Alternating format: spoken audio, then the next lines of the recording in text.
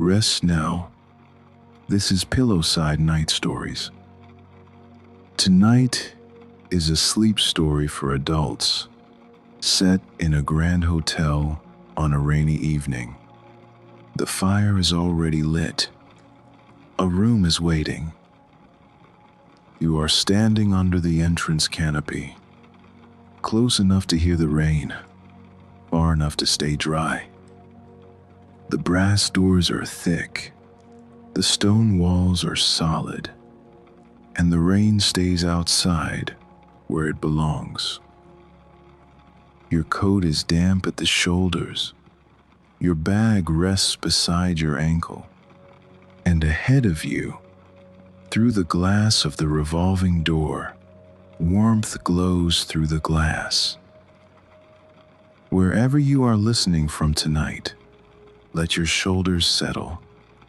Let the muscles in your jaw soften. The day is done. Whatever needs waiting can wait. The hotel rises 5 stories above you, pale stone and tall windows, lights glowing soft behind drawn curtains. You do not need to know its name. Its history can stay on the other side of the door. The warmth is real, and the only thing left to do is step inside. Your hand finds the brass frame of the revolving door.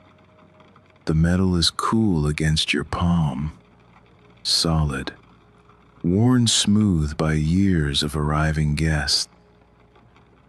You push, and the door turns with a soft rush of air, and then you are through. Warmth meets you before your second step. Not sharp heat. Something older, deeper. The warmth of polished wood and clean wool carpets, of fires burning in distant rooms, of a building cared for by quiet staff who have done this for years. The lobby opens before you. High ceilings, a marble floor that gleams under amber light. The chandeliers are dimmed, only a third of their bulbs glowing, casting soft pools across the stone. Your footsteps sound clear as you walk, each one crisp against the marble, unhurried, belonging. And then the smell reaches you. Beeswax and cedar, furniture polish, and something floral underneath, faint, like roses in a room you passed an hour ago. It is a smell that belongs to places where beds are made with corners tucked tight, where fires are lit before guests arrive, where someone has thought of your comfort before you thought of it yourself. This smell, remember it. It will find you again. A grandfather clock stands against the far wall, its case dark oak, its pendulum swinging slow and steady behind beveled glass. As you cross the lobby, it chimes once. A single low note, brass and resonant, hanging in the air for a long moment before fading into the quiet. One chime, just one, as if the clock has marked your arrival and now has nothing more to say. A man appears from a doorway beside the front desk. He moves without hurry, at the pace of the night itself. Silver-haired, perhaps 65, wearing a dark uniform with brass buttons that catch the low light. He does not ask your name. He does not ask how your journey was. He does not ask if you need help with your bag. He simply reaches for your coat and you find yourself handing it over before you have decided to. He folds it over his arm with the care of someone who has folded 10,000 coats and nods toward the lift. Your room is ready, 4th floor. His voice is quiet, unhurried. He reaches into his pocket and produces a key. Not a plastic card, an actual key. Brass, heavy, attached to a leather tag with the number 412 stamped in gold. He places it in your palm with both hands. The weight of it settles against your fingers, solid and real, cool from his pocket, worn smooth by all the hands that held it before yours. I left something for you, he says, in case you need it. That is all. 2 sentences. He does not explain what he left. He does not wait for your thanks. He simply turns back toward his doorway, his footsteps silent on the marble. And then he is gone. The lift is old, brass cage doors that fold back with a satisfying click. A velvet bench inside, worn at the edges, buttons that glow amber when pressed. You step in, pull the cage door closed, and press the button marked 4. The lift rises with a soft hum, a gentle vibration through the floor. Through the brass lattice, you watch the floors pass. The lobby falls away, then the 1st floor, closed doors and quiet corridors. The 2nd, the 3rd, each one a glimpse of carpet and painting and soft light. The lift stops with a gentle ding. You slide the cage door open and step out onto thick carpet that swallows the sound of your feet. The corridor stretches ahead, lit by wall sconces that cast warm circles at intervals. Paintings line the walls on both sides, landscapes and portraits in dark frames. Your room is at the end. You can see the door from here, the brass numerals 412 catching the light. But as you walk, you notice something else. A soft glow coming from a doorway to your left. Not a guest room, something larger. The door stands half open, and through the gap, you can see frames, paintings, and the particular quality of light that belongs to places where beautiful things are kept. A gallery. You pause. The key is heavy in your pocket. Your room will wait. It has been waiting all evening. It can wait a little longer. You push the door open and step through. The gallery is longer than you expected. It runs the full length of the building, a corridor of paintings on either side, stretching away into soft shadow. The ceiling is high, crossed with dark wooden beams that have carried this weight for over a century. The floor is parquet, polished oak in a herringbone pattern, and your footsteps sound different here, closer, more intimate. Wall sconces cast circles of warm light on the paintings, leaving pools of darkness between them. You walk slowly, letting your eyes adjust, letting the quiet settle into your bones. The smell is different in this room. canvas and linseed oil, the particular scent of old paintings, of pigment that has been drying in gentle light for decades. It is a smell that belongs to museums and country houses, to places where time moves differently, where beautiful things are allowed to simply exist.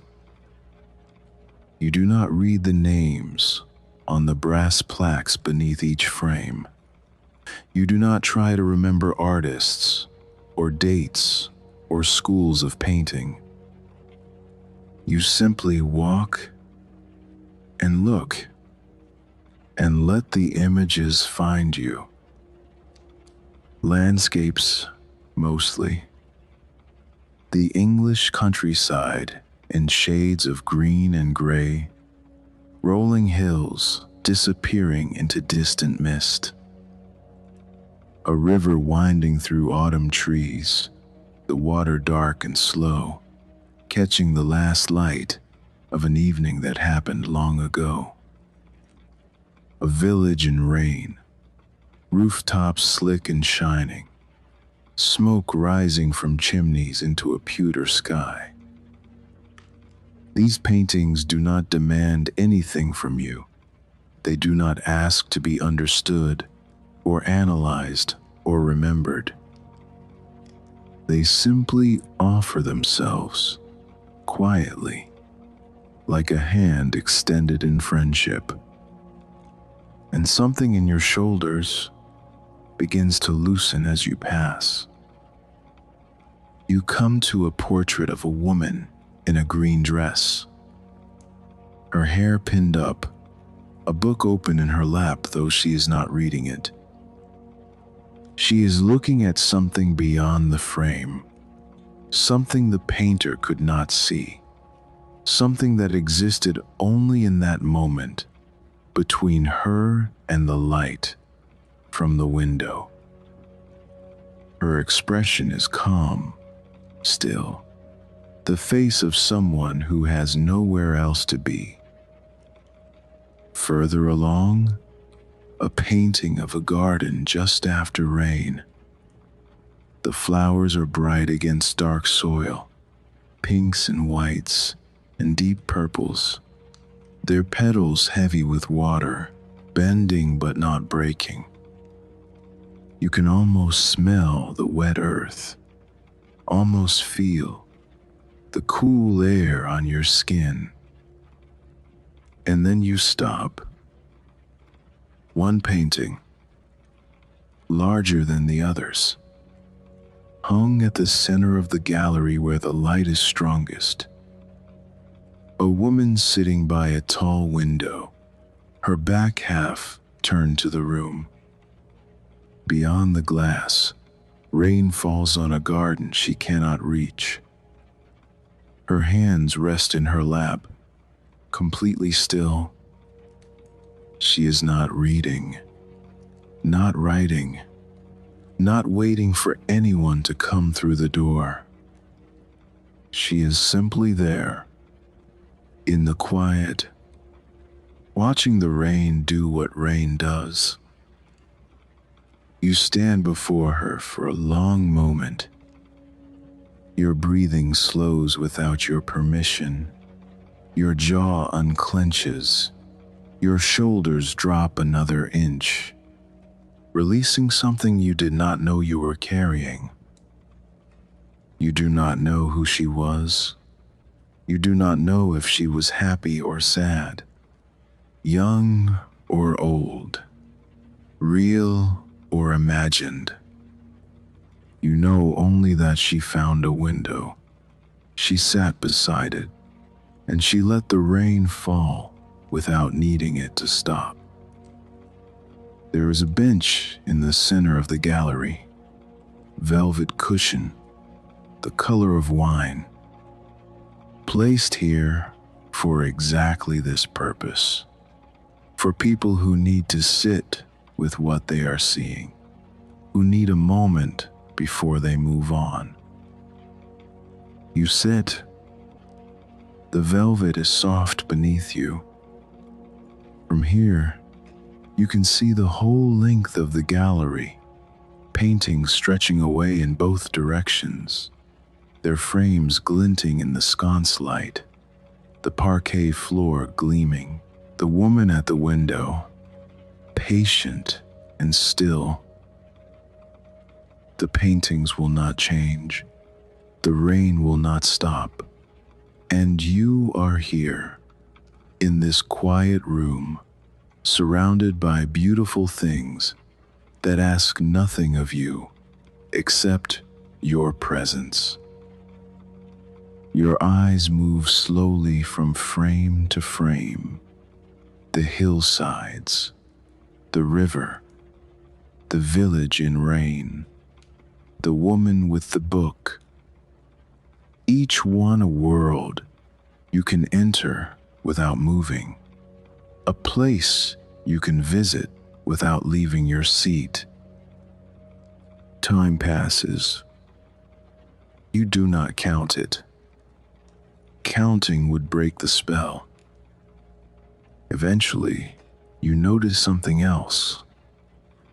At the far end of the gallery, where the corridor turns, there is a different kind of light.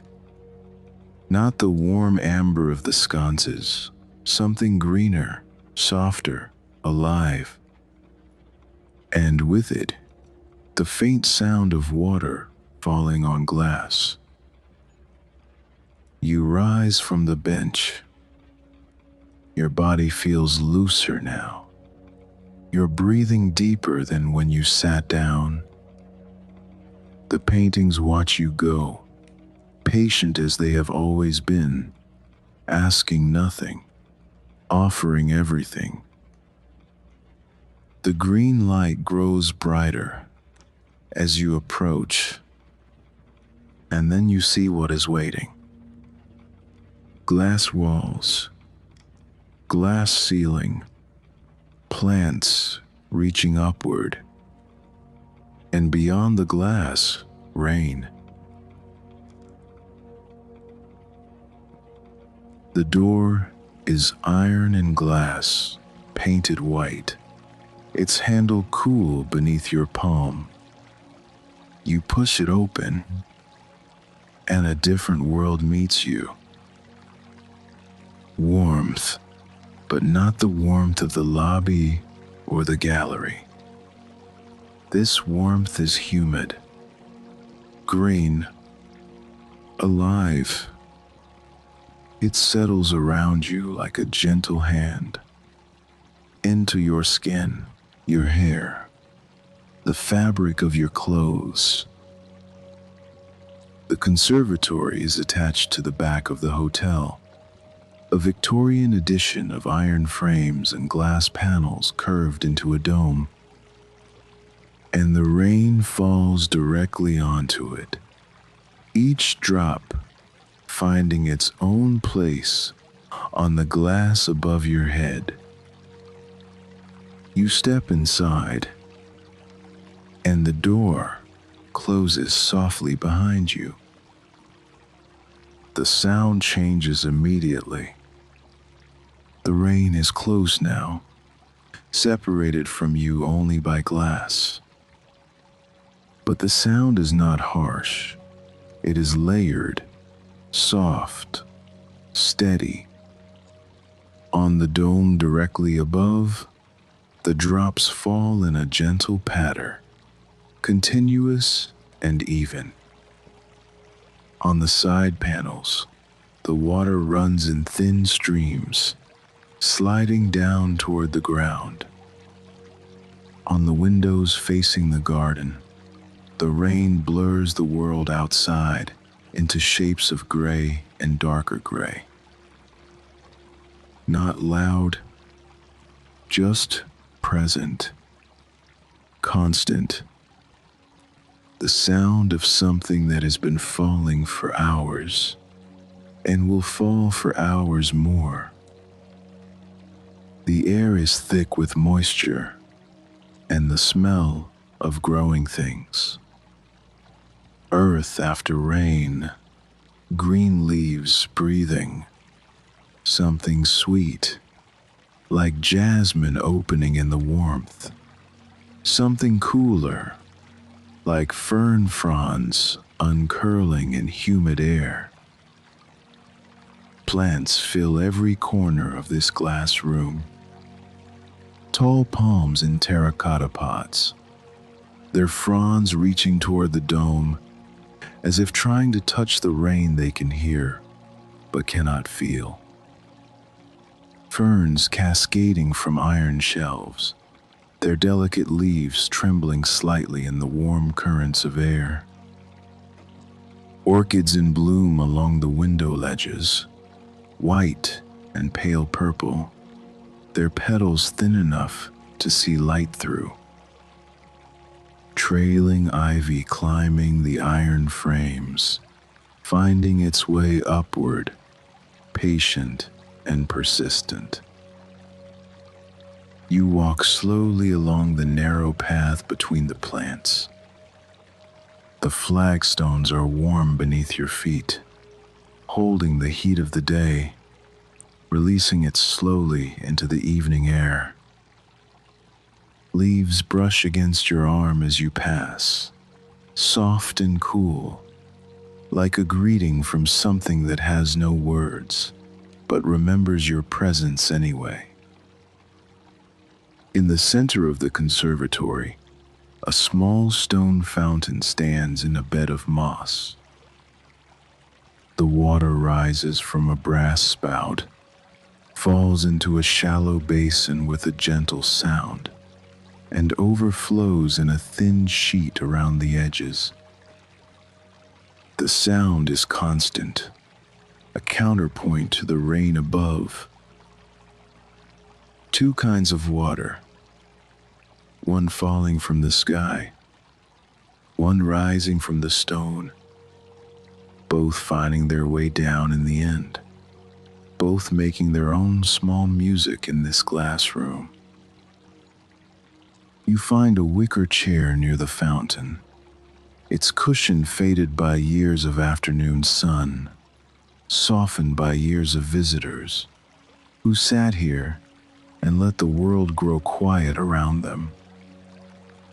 You sink into it, and the wicker creaks once, settling, accepting your weight. From here, you can see the dome above you, the rain sliding down the curved glass in ribbons of silver. You can see the plants reaching upward, their leaves catching the moisture in the air. You can see the world outside through the fogged windows, the lights of the town below blurred and distant, the garden shapes soft and undefined. Outside, the night is cold. You can feel it pressing against the glass, can see it in the way the rain bends under the wind. But here, inside this room of glass and iron, you are warm, dry, safe, surrounded by green things that grow without watching the clock, that bloom without asking permission. The rain continues its soft percussion on the glass, not demanding your attention, not asking you to listen, just present. Like a companion who does not need conversation, who is content simply to sit with you in the quiet. Your breathing matches it after a while. Slow, steady. In through the nose, carrying the smell of earth and jasmine and damp stone. Out through the mouth, releasing whatever you were holding. A bird calls somewhere outside, muffled by the glass and the rain. Just once, a single note in the darkness, sleepy and far. Then silence again, except for the water falling and the water rising. You close your eyes just for a moment, just to feel the warmth, the humidity, the gentle weight of this glass room, keeping you safe while the rain does its work outside. When you open them again, the rain has softened to a whisper on the dome. Not stopped, just gentled, settling into the rhythm it will keep for the rest of the night. But there is one more room before your bedroom.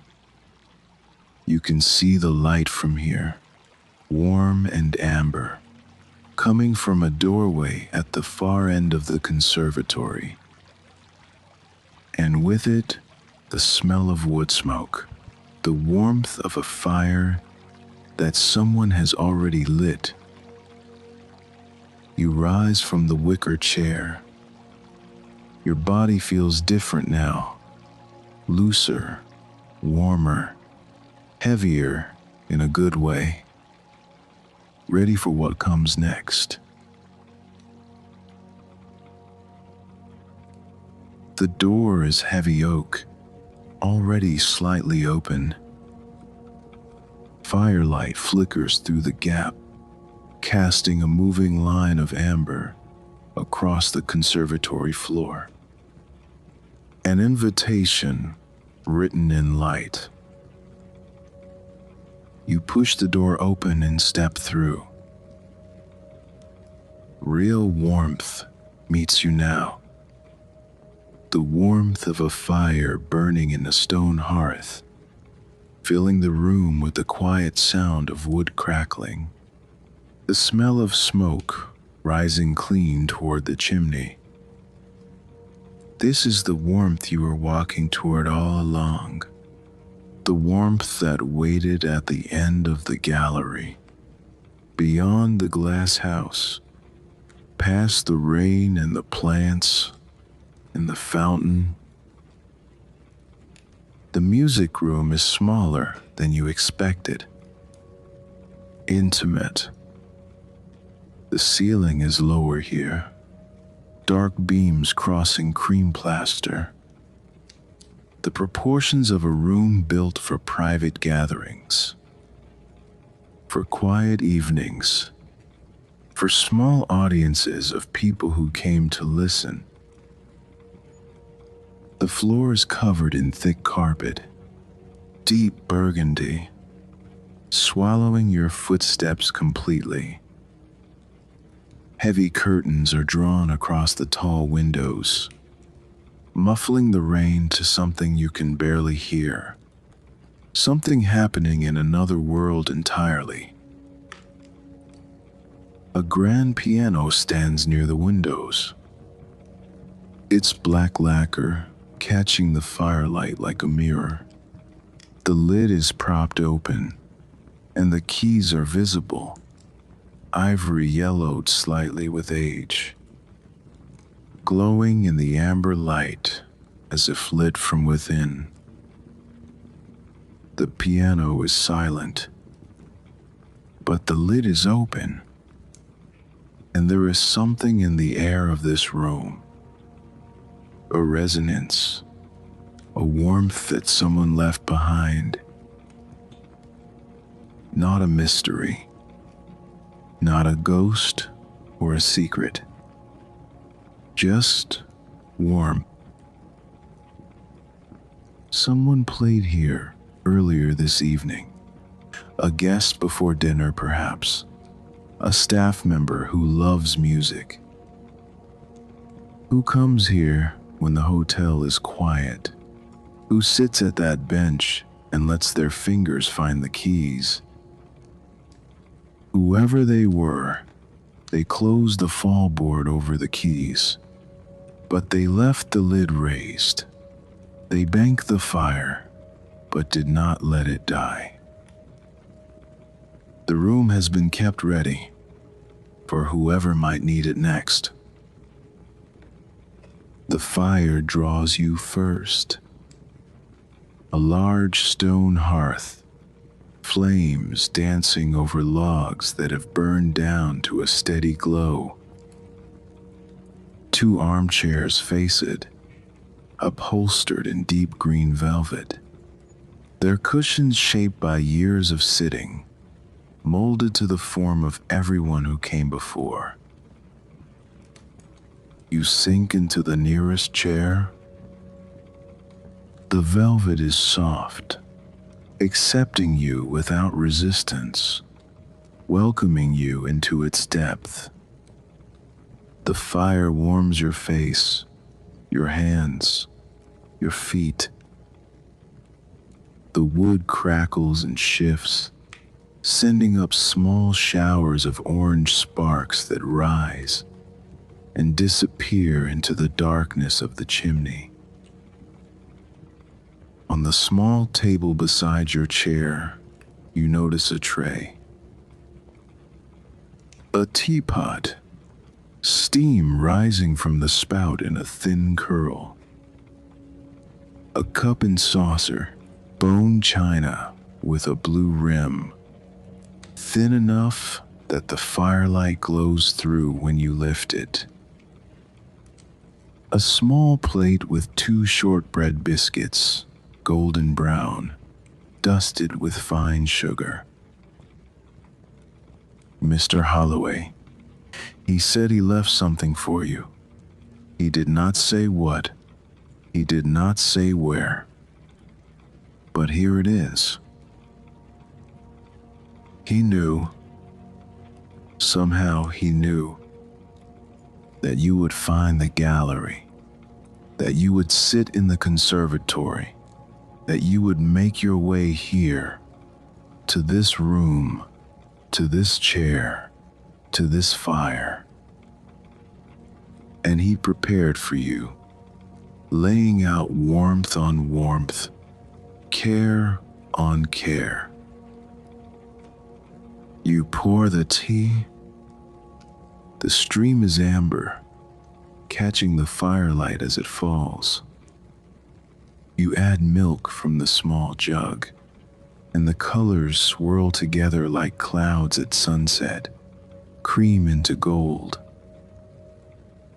You lift the cup, and the warmth spreads through your palms, into your wrists, up your arms. The tea is good, strong but not bitter, warm but not scalding. Earl Grey, you think. The bergamot rising with the steam. You drink slowly, letting each sip settle into you, one warmth layering over another. The fire crackles. The rain whispers beyond the heavy curtains. The piano stands silent, its strings still, its resonance fading into the quiet of the room. You set the cup down on its saucer with a soft clink. Your eyelids are heavy now. Your body is sinking into the velvet, deeper than before. The warmth has done its work. The tea has done its work. The paintings and the plants and the rain on glass. They have all settled into you, layer by layer, until you are full. Full of quiet, full of warmth, full of rest that has been building since you stepped through the revolving door. There is one more room. Your room. Room 412. At the end of the corridor, the key heavy in your pocket, the brass numerals waiting. You rise from the chair. Your legs feel soft beneath you, your movements slow and deliberate. The fire watches you go, its flames reflected in the polished surface of the piano. The corridor is quiet. The carpet swallows your footsteps. The paintings watch from their frames, patient and still. Room 412. The brass numbers catch the sconce light. The key slides into the lock, turns with a solid click, and the door swings open into darkness, into warmth, into rest.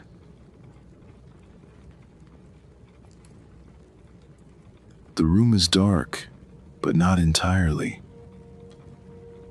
A small fire burns in the grate, amber light moving across the walls in slow waves. Heavy curtains are drawn across the tall windows, but a gap remains, and through it you can see the rain still falling, silver threads against the black glass. You step inside. The door closes behind you with a soft, final sound, and you are alone.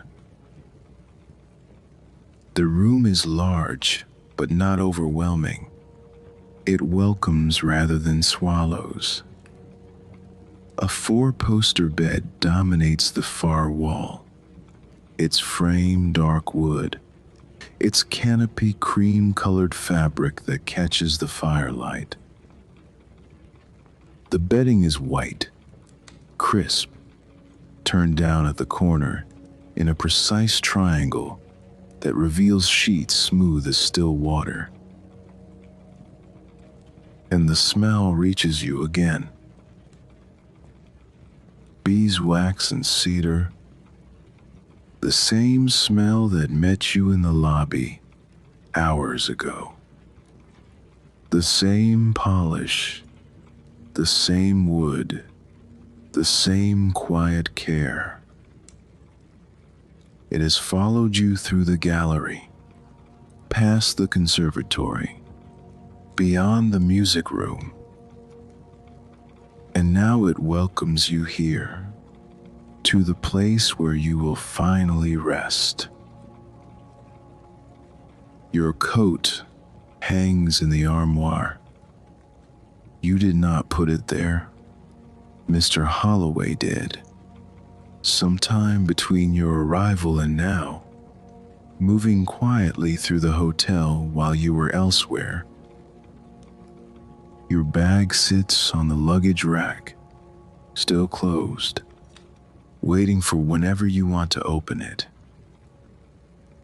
A carafe of water stands on the bedside table, a glass beside it, both catching the firelight. On the bed, placed at the center of the pillow, a folded card. Small, cream-colored, the edges soft with quality. You pick it up and read the handwriting, neat and old-fashioned, written in real ink. Breakfast is served until 10. Sleep well. No signature, no flourish. Just those 7 words. And somehow they are enough. You walk slowly around the room, letting your fingers trail across surfaces. The writing desk by the window, its leather blotter smooth with decades of use. The armchair in the corner, upholstered in the same green velvet as the chairs in the music room. The dressing table, with its oval mirror, reflecting the fire's glow.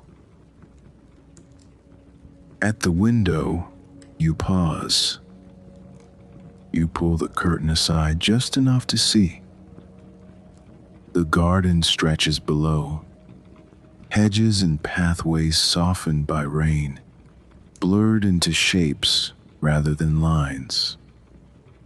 Beyond it, the lights of the town, scattered and distant. The world is still there, still turning, still carrying all its concerns, but it feels very far away. The glass is cold against your fingertips. The rain taps gently on the window, close but unable to reach you, wanting in but kept out by walls that have stood for over a century. You let the curtain fall. The room settles around you, warm and complete. The fire has burned low, but the room carries its heat. The walls have been absorbing warmth for generations. The plaster holds a day's worth of heat and lets it go slowly through the night. You find your way to the bed. The sheets are cool at first touch, then warm as your body settles into them. The pillowcase smells of lavender and something clean, like linen dried in open air, like sheets that have known sunlight and wind, and careful hands that folded them just so. The mattress supports your weight. The pillows cradle your head. The covers press down with a weight that feels like permission. At the foot of the bed, wrapped in flannel, a hot water bottle. Still warm, another gift from Mr. Holloway. Another act of care that needed no thanks. You tuck it against your feet, and the heat spreads upward through your ankles, your calves, your knees. Your muscles loosen one by one. Your joints soften. The tiredness that has been waiting all day finally has permission to arrive. You reach for the lamp on the bedside table. Brass base, cream shade, a switch that turns with a soft click. The light dims, then fades, then disappears. Now there is only the fire. The room surrounds you. The bed supports you. The blankets press down. The pillow cradles your head. The hot water bottle warms your feet. You are cared for from every direction. Softness and warmth on all sides. The rain continues on the window. Gentle now, steady. The kind of rain that could fall forever, that asks for nothing and promises nothing except its own presence. Your breathing slows. In through the nose, the smell of cedar and lavender and clean linen. Out through the mouth, your body sinking deeper into the mattress. In the gallery, the paintings are keeping their silent vigil. The woman at the window, watching rain that fell a century ago. The village rooftops, slick and shining. The garden flowers, bending under water that will never dry. In the conservatory, the plants are breathing, the fountain rising and falling, the rain sliding down the glass dome in silver ribbons that no one is watching now. Downstairs, the music room is growing still. The fire banked, the piano lid still raised. The teacup you drank from waiting to be found in the morning. A ring of amber at the bottom. A trace of your presence that will be washed away by hands that will never know your name. And somewhere in the quiet halls, Mr. Holloway is making his final round. Checking locks, adjusting fires, preparing rooms that may or may not be filled tomorrow. His footsteps silent on the marble, his brass buttons catching the low light, his pocket watch keeping time that no longer matters to you. All of it continuing, all of it steady, and you here in this bed, no longer needing to be part of any of it. The weight of the day lifts. Not all at once. Slowly, like fog burning off in morning sun. Your thoughts grow soft around the edges, drifting like leaves on water that has stopped moving. This is where the night brought you.